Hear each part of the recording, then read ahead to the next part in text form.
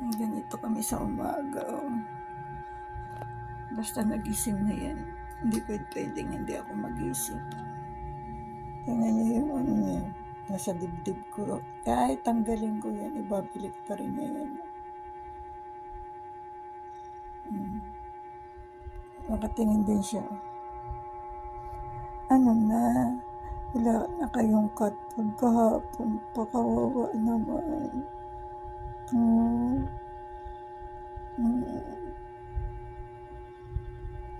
Kaya yung pinapakain ko sa kanila kahapon pa, yung homey noodles, kailangan maraming sabaw. Tapos lagyan mo siya ng kunting kanin lang. Tapos yun, kakainin nila. Pero pag nakatakot kasi sardinas baka mamaya maglalaga sa mga balahibo nila. Hindi sila sanay doon. Tsaka nagtatay sila Ganyan yan. Kaya tanggalin mo yan. Manang hindi ka gigising yan. Basta umaga yan. Basta umaga na yan. Hindi pa pwedeng gigising ka.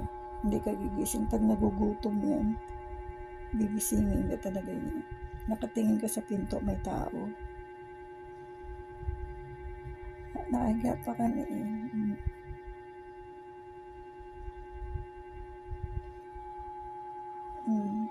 Doon yung dalawang kuting na maliliit sa pitan. Kanina ginigising din ako ng mga yan, di ba? Nakakaawa naman yung aking mga babies. Tapos uwi daw nila sa Pangasinan. Yung isa nandun. Dito ako nakahiga.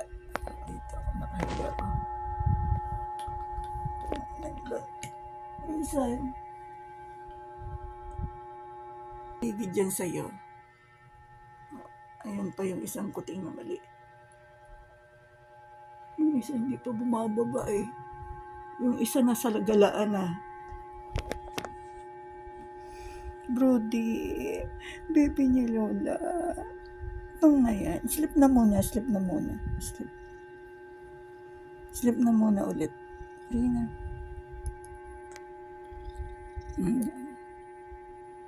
Oo naman yan. Lunok ng lunok. Ibig sabihin, gutom na yan. Tayo may mukha niya, nakatingin sa mukha ko. Gutom na yan. Punta na tayong bangko. Hanap tayong pera sa bangko. Wala tayo pamasahe sa Maxim. Mahal pa naman. Si Lola mag-aalmusal na lang ng kanin at saka tuyo. Paano si Brody? Di man po pwedeng kumain ng tuyo. Mahirap talaga pakainin sila ng mga pag hindi cat food, nagtatay sila. Kumakain naman pero nagtatay. Nakikinig siya, nagsasalita ako. Gutom na talaga yan. Kiss mo na si Lola. Mandil. Kiss naman muna si Lola. Diyan. Paano mo masasabing titiisin mo yung mga hindi mo pakakainin? Kaya minsan hindi bali ng wala akong pagkain. May pagkain lang sila.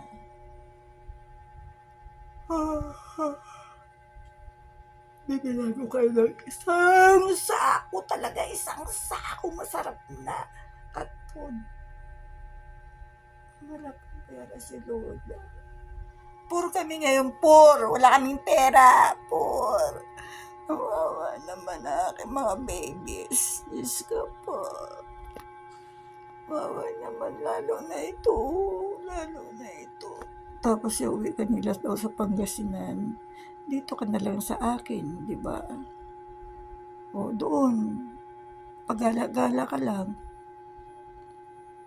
Hindi nga sa kulungan. Wawa naman yung pag sa kulungan yan.